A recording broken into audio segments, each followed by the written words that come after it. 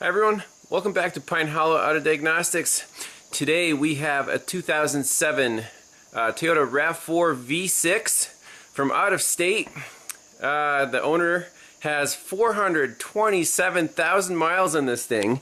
Very impressive, highest mileage vehicle that I've ever worked on.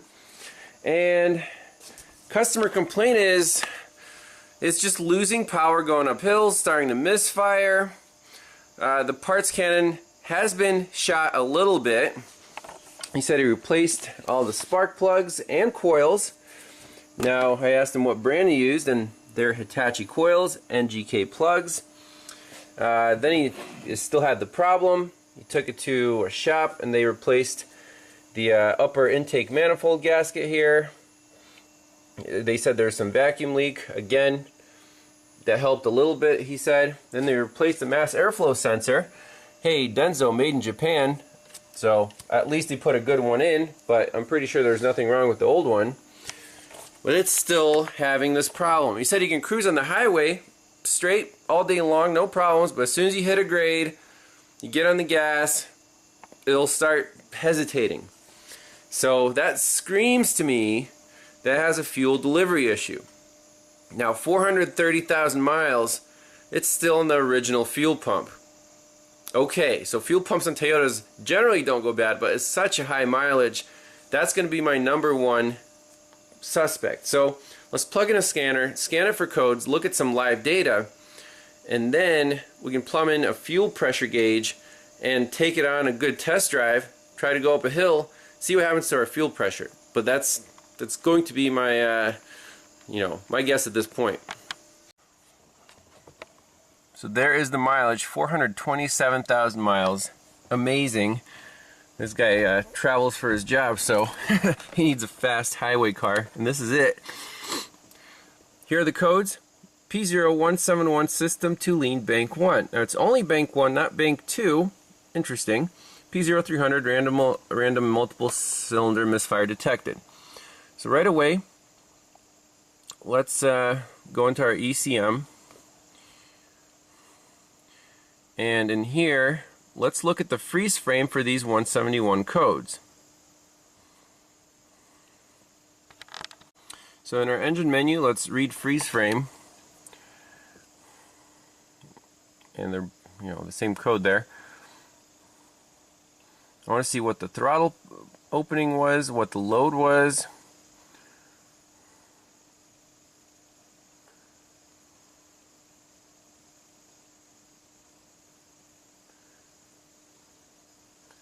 Calculated load 65%. Oh, there's 9 pages of data here. So accelerator sensor is only at 30%. That's interesting. We're still at stoichiometric.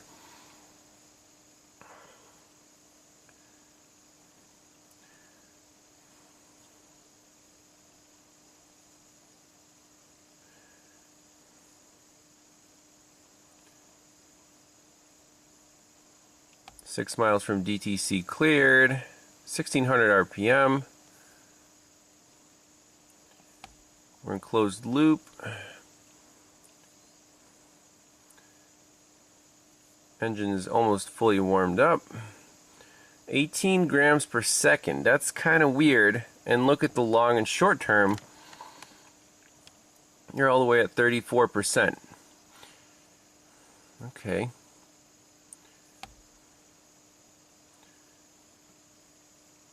Let's see, bank 1 sensor 1 short term, and it was only 6%.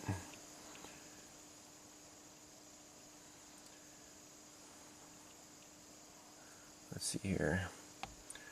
Bank 1 sensor 1, bank 2 sensor 1. So bank 1 was adding more fuel. That's very interesting. So I'm not going to jump to conclusions just yet here about the fuel pump.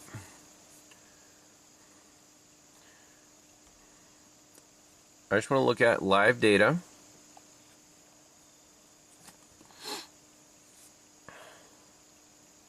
And we have 210 data PIDs, so I'm going to choose the right ones. Alright, so I got some data pulled up here.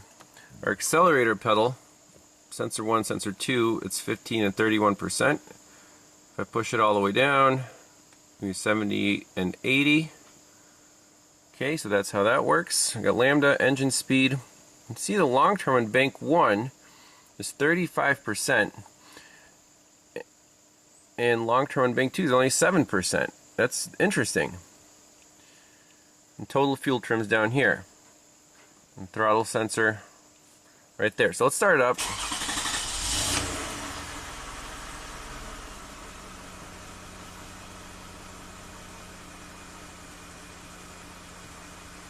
Where's our mass airflow here? Let me add that in.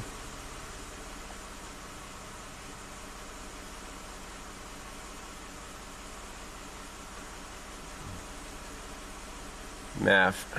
Okay. So we have lambdas right here.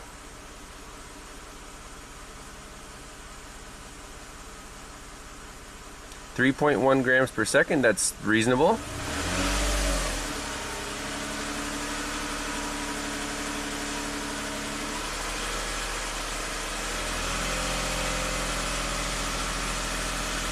Let's look at total fuel trims.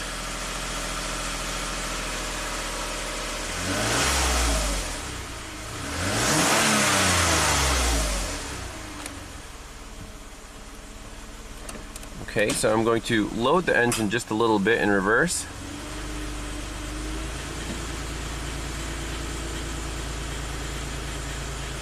About 10% on the short term. I don't like the long term actually, but look, bank 2 is fine. So in this case, we're gonna have to take the car on a test drive, find a hill, and recreate the problem, see what happens. We could plumb in a fuel gauge just in case, so save some time. Let's see how easy that is. Alright, so we do have a quick connect right there in the main fuel line, the returnless system. And to bleed off the fuel pressure, we can just pull the fuel pump relay, which is the third one up, this little brown one.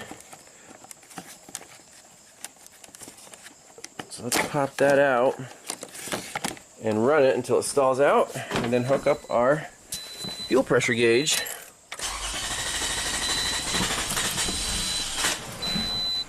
I guess it's out of fuel pressure.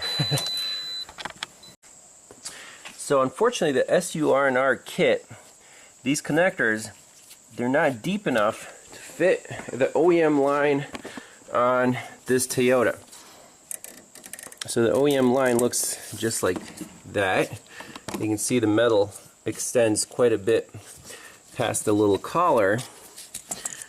And here's our OEM fitting here. So what I had to do was adapt another adapter, a longer one, from a Dorman kit, and make it even deeper with a 9/32 inch drill bit. And now we can adapt our little retainer clip to there, and then just use a hose to clamp it onto this T. And let's see if this will be friendly and clip on there.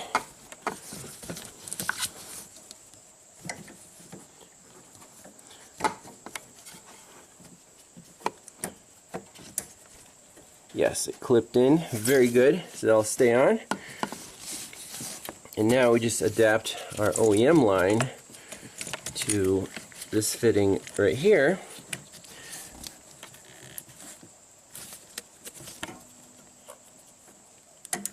So that clipped on. And then we just adapt our fuel pressure gauge to this end. Alright, so right now the little valve on the T is closed off. Let's start up the car, make sure there are no fuel leaks.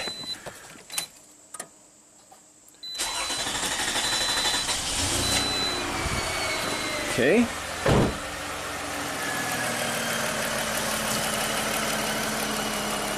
And turn this on. Okay, we're at about 45 psi. So that should be fine. Our fuel trim should be appropriate.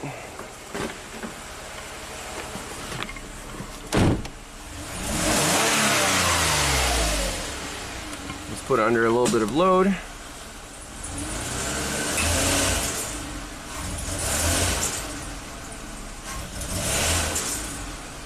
You can hear the engine is not responding very quickly, even though our fuel pressure seems to be fine, 45 psi. Let's look at our data stream one more time.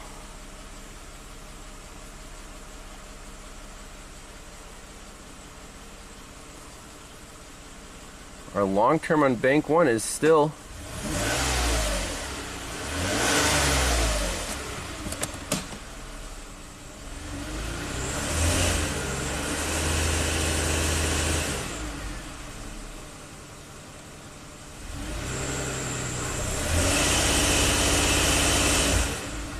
okay. Let's take it for a test drive.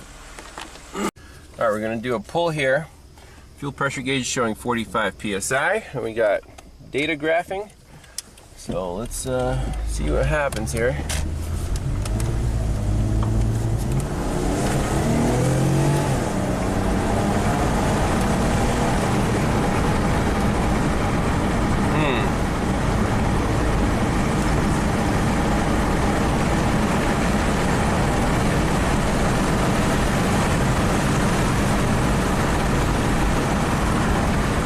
I didn't see anything abnormal. We can pull over and take a look at our data.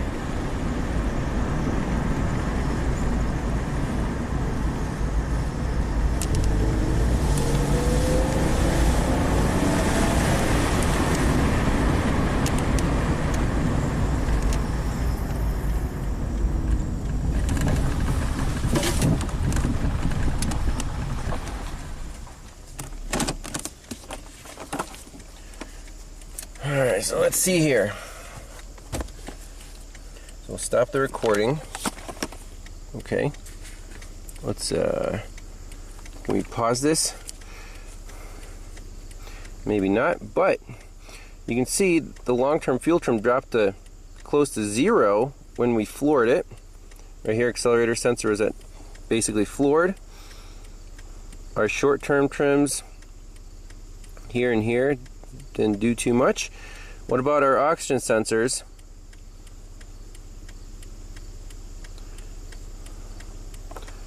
Lambda stayed at 1. Let me go back to the recording then. So looking at the data here on the combined graphs, this is when we're flooring it. You see the mass airflow sensor goes up to 180 grams. Long-term trims actually drop close to 5 or 10%, but then as soon as you let off, bank 1 goes to 35, bank 2 goes to about 10. Consistent all the time.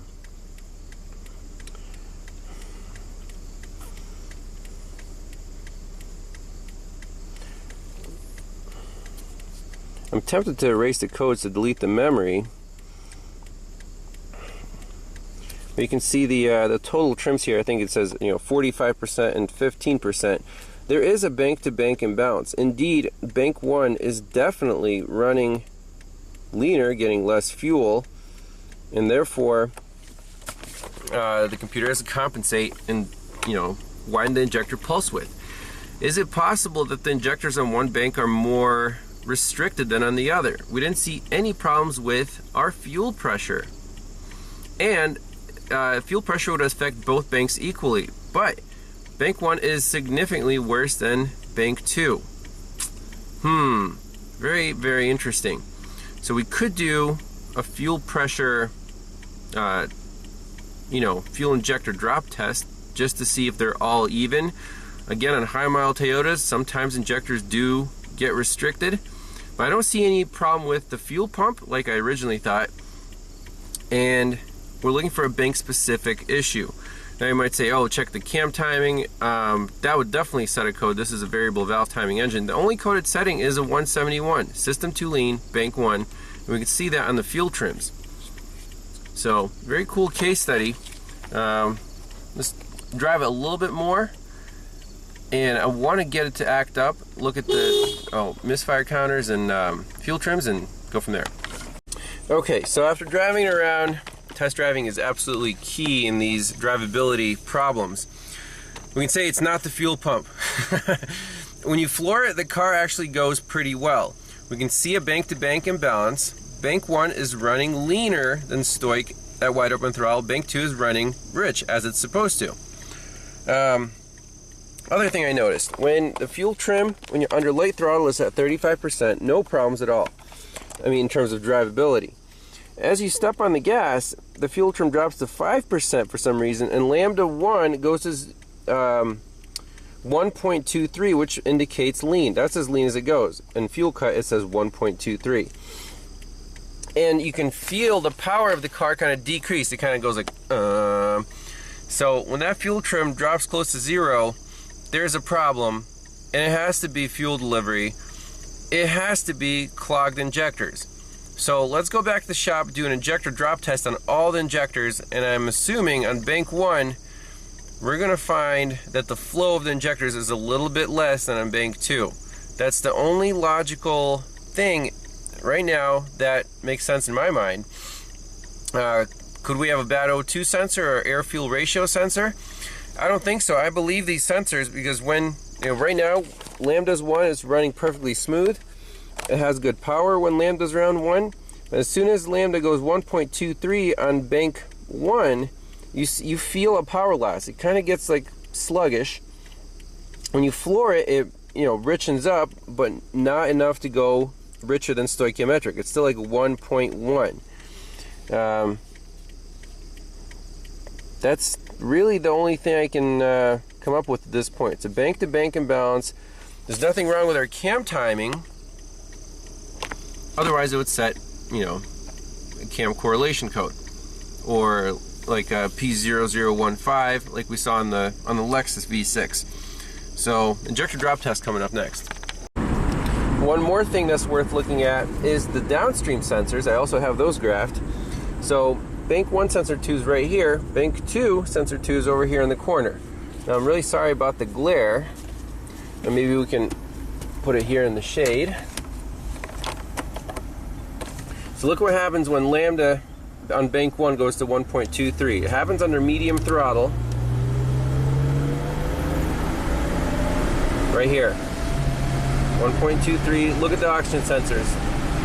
Bank 1 is lean. Then we can floor it.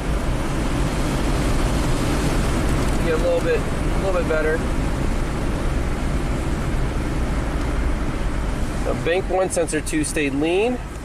Bank 2 sensor 2 stayed rich. That tells me bank 1 is definitely running lean, and there's no other explanation for it except for fuel delivery. Alright, so let's go after these fuel injectors. So bank 2, super easy to get to, very nice.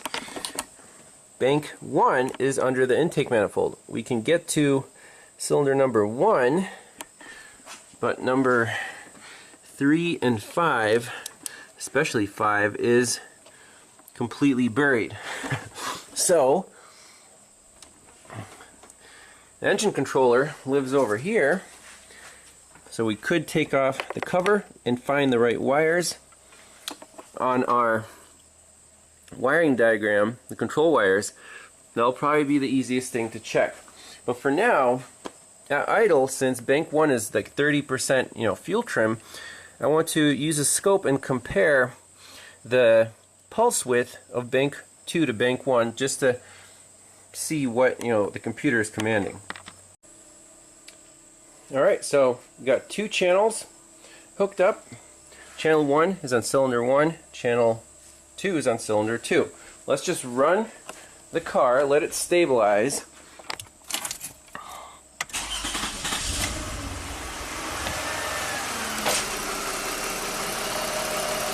We've got injector pulses, that's good. There's the idle. We can make sure our data is appropriate.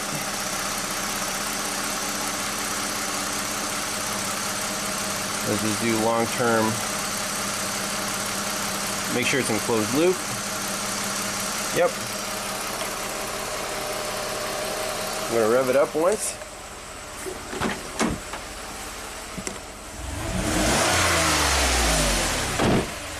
Okay. There's fuel cut. And now let's just zoom in on 2 injector pulses. This is at idle. Here we go. Very, very cool. So you can already see bank 1 is fatter than bank 2. Let's look at the milliseconds here. So delta is 2.7 milliseconds on bank 1.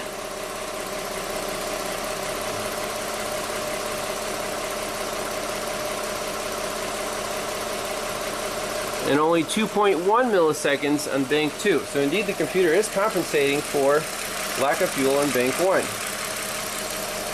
Now, let's do a fuel injector drop test. Just compare cylinder 1 to cylinder 2. We'll do it with the key off, prime the pump, and then see what the injectors drop.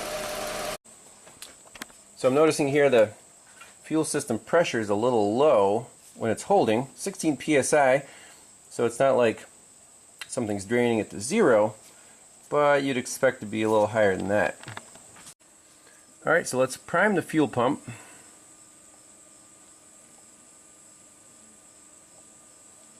So on, go about 47 psi, off, and it decays pretty rapidly.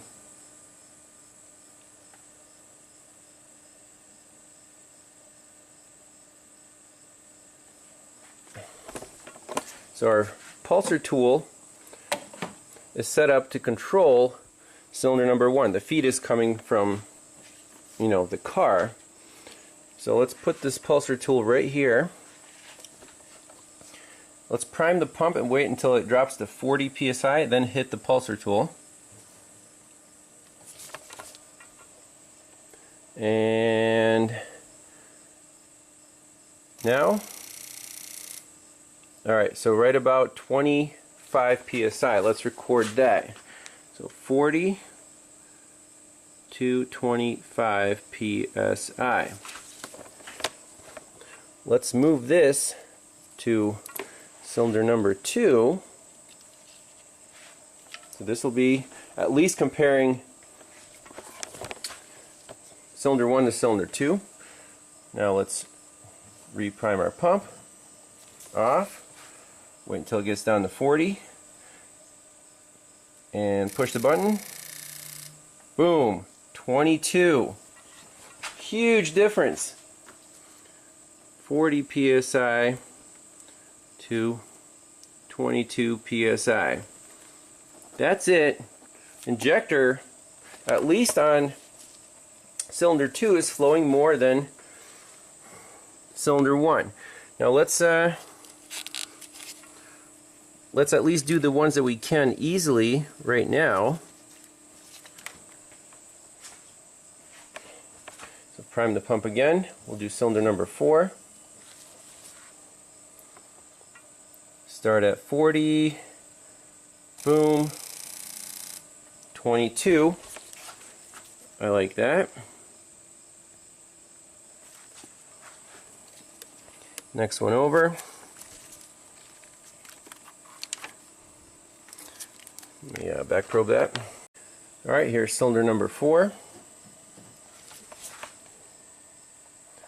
And pulse it. Ooh. About 25. So injector number, let's see, so 246 is bad.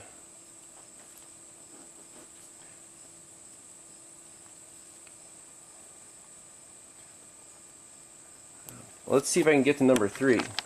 So for cylinder number 3, I managed to reach through the intake manifold with a long piercing probe and get that wire. And now, let's see here. So verify your connection. I got the scope on there. We're at 12 volts. That's good. And now let's plug in our pulsar, prime our pump. Wait until it gets down to 40 and pulse it. 26. That injector is definitely clogged. So 26 psi. That's bad. So 2 and 4 are good. Number 6 looks bad. Number 1 and number 3 look bad. That's already explains why bank 1 is running leaner than bank 2.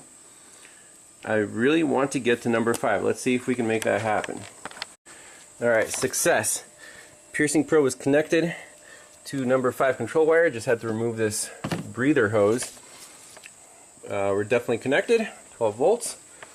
Prime the system. Wait till it gets down to 40. And pulse. About 25.